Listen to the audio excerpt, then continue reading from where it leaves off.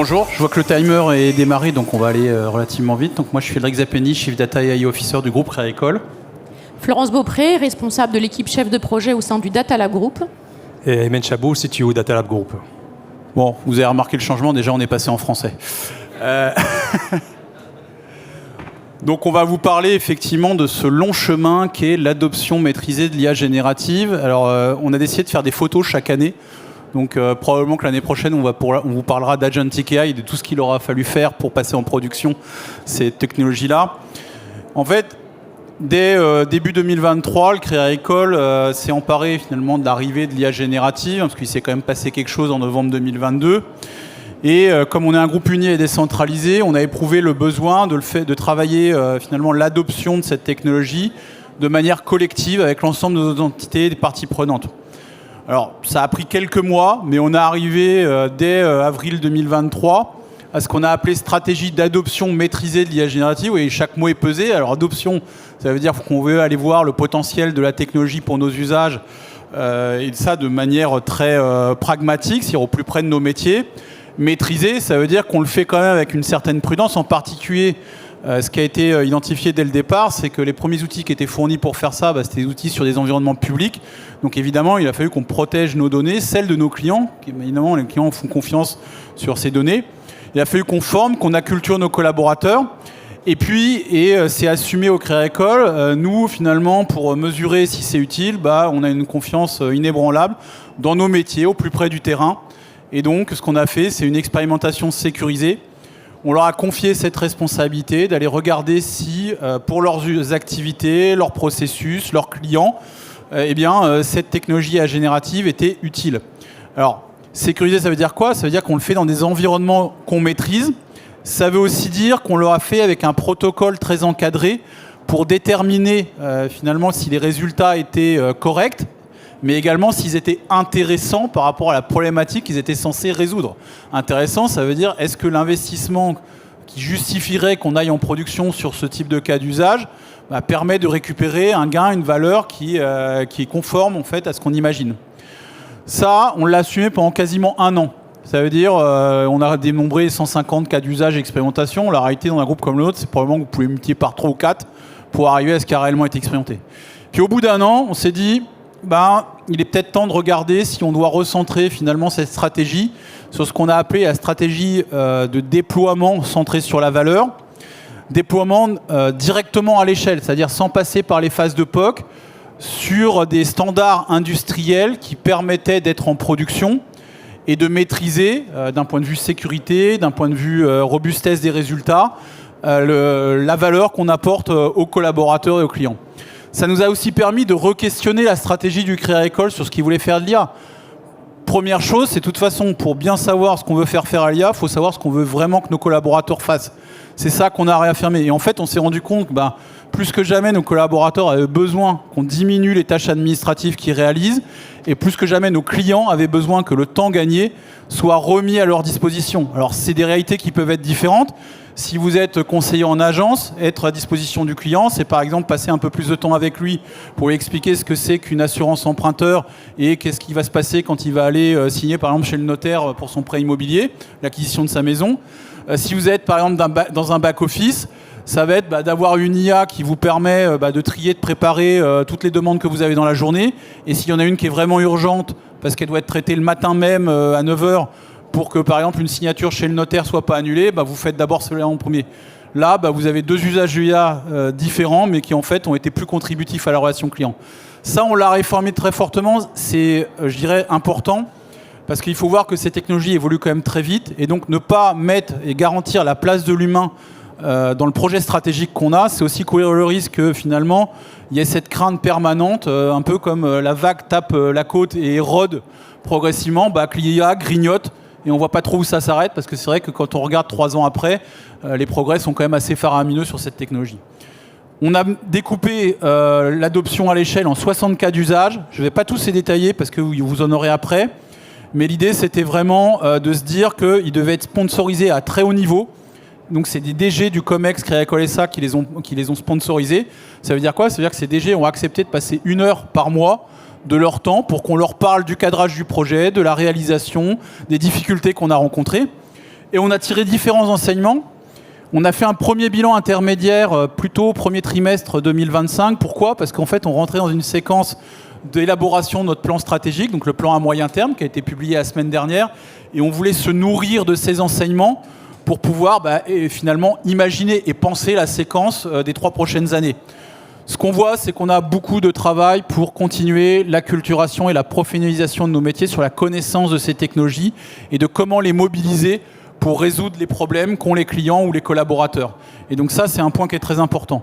Deuxième chose, on voit également qu'il faut qu'on progresse sur le travail en collectif. Pourquoi ? Parce que l'IA, c'est la méthode de fabrication pour que ce soit industriel, c'est de le faire en pluridisciplinaire.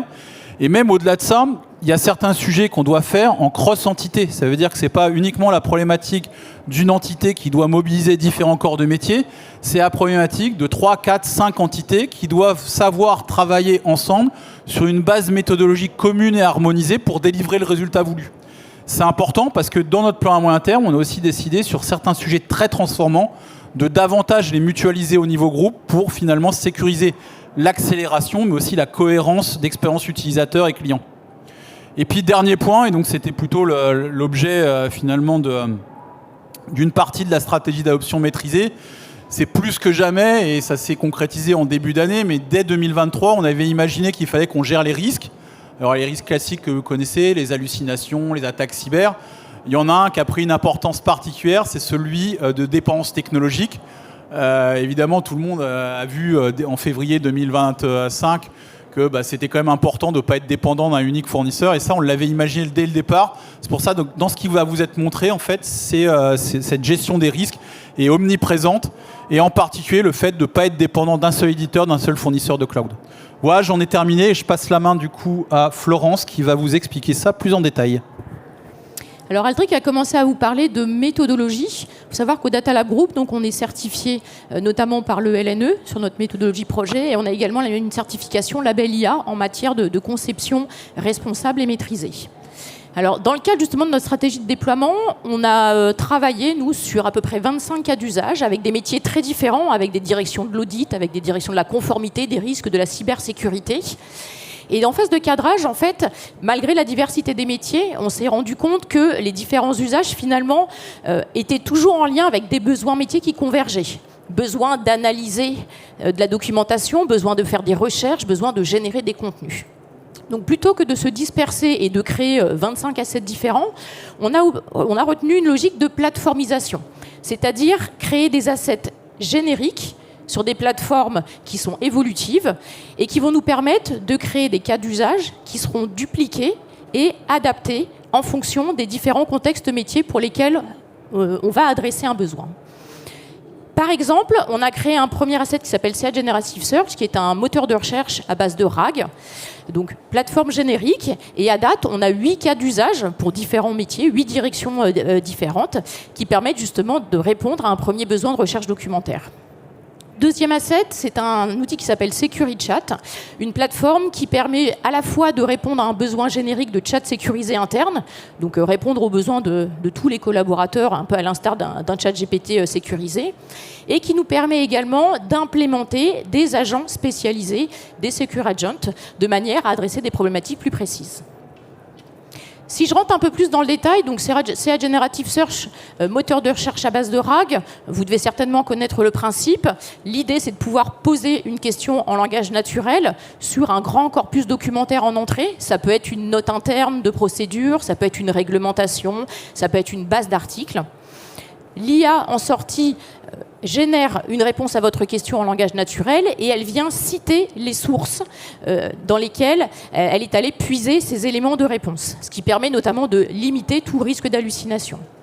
Dans le cadre de notre méthodologie, on a à cœur justement de suivre la partie consommation carbone et donc on est en train d'implémenter sur toutes nos solutions des équivalents carbone, donc avec la méthodologie Ecologit, et qui nous permet justement de montrer aux utilisateurs quel est l'impact de leur requête d'un point de vue environnemental. Donc, je le disais, à date, on a déjà déployé 8 cas d'usage sur cette plateforme générique et on a encore d'autres cas d'usage à adresser, donc on devrait dépasser la dizaine de cas d'usage courant 2026.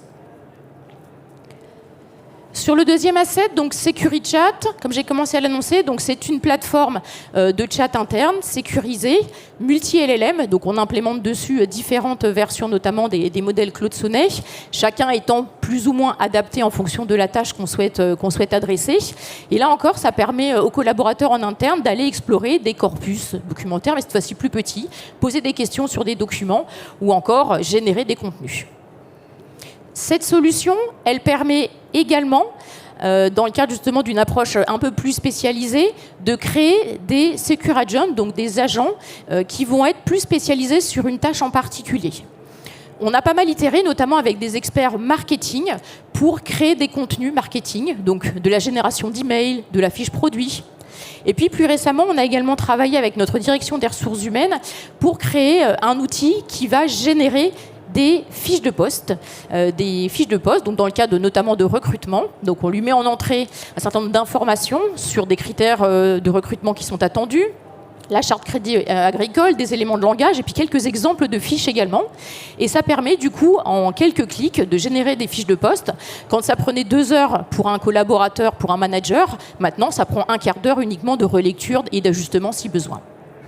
Et puis cet outil nous permet également de tester le potentiel des IA génératifs sur des cas d'usage un petit peu plus lourds. Par exemple, on a utilisé cette technologie, donc cet asset, avant de mettre en œuvre un outil qui vise à aller extraire des indicateurs ESG dans des rapports publiés par les entreprises dans le cadre de la CSRD. Donc c'est vraiment un outil un peu multitâche qui est parfaitement mutualisable sur différents cas d'usage.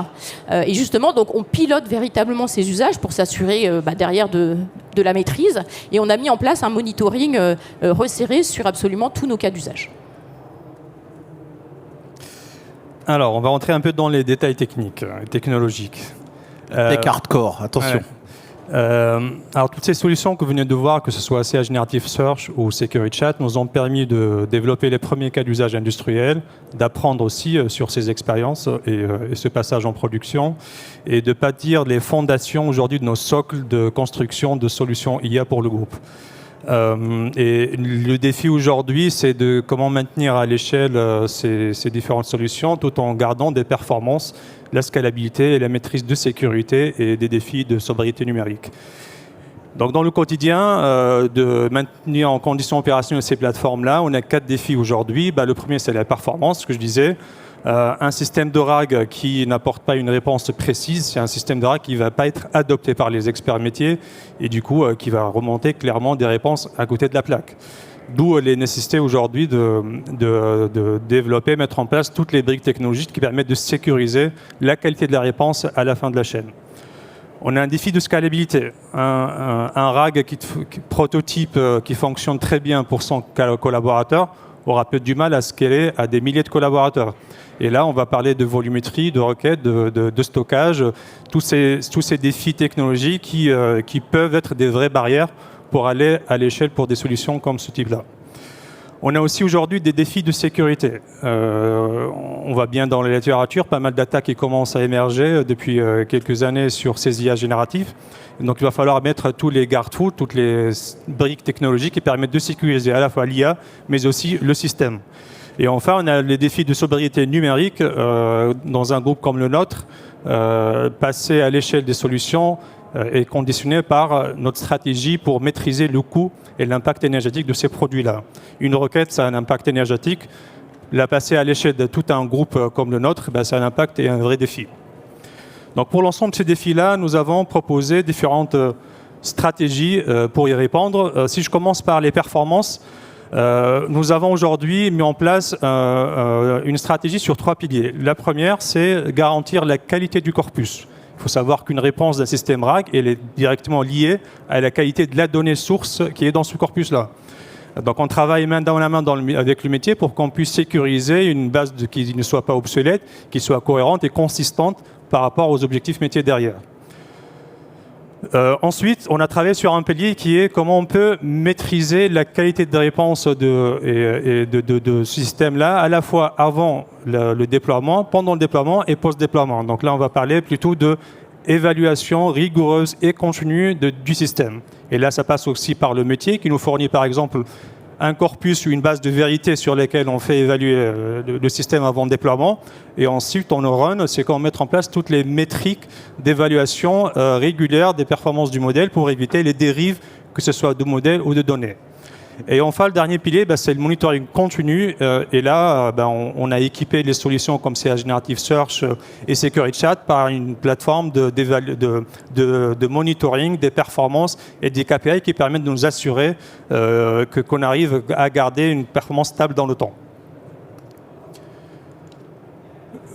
Concernant le défi de passage à l'échelle, alors une solution, comme je l'ai dit, peut marcher sur son collaborateur, mais dès qu'elle scale, elle peut s'effondrer. Et du coup, là, on est obligé de travailler sur des axes de scalabilité, et je dirais même by design, dès la conception de la solution. On travaille par exemple sur la capacité à maîtriser les ressources et à optimiser les chaînes de traitement. Il faut savoir que par construction, ces solutions-là doivent être optimisées au niveau des algorithmes, au niveau des prompts, au niveau des choix de modèles. Alors, on n'est pas obligé de choisir tout le temps le gros modèle pour chacun des cas d'usage. Donc tous ces aspects-là doivent être tenus en compte dès le démarrage, dès la conception de la solution. On a travaillé aussi sur l'axe de plutôt résilience.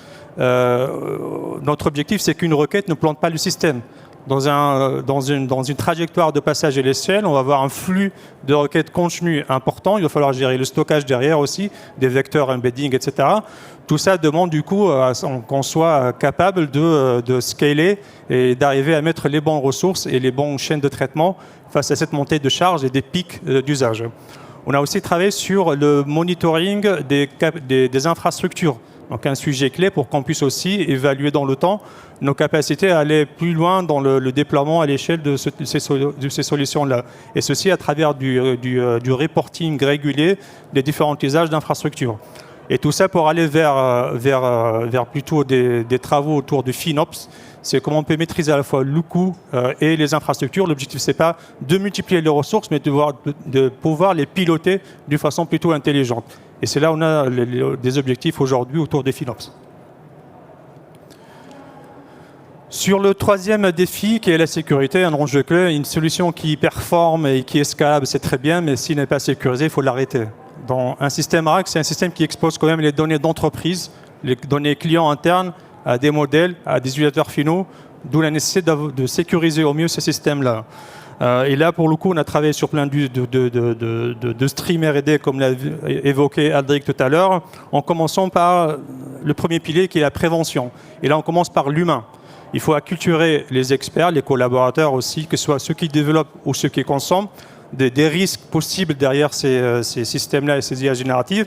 Et ceci à travers différentes formations qu'on a mises en place et aussi des parcours pédagogiques qui permettent de rendre le collaborateur autonome quelque part dans l'identification des risques et de les remonter aussi des escalader. Le deuxième pilier, c'est comment détecter les vulnérabilités avant qu'on les subisse en production.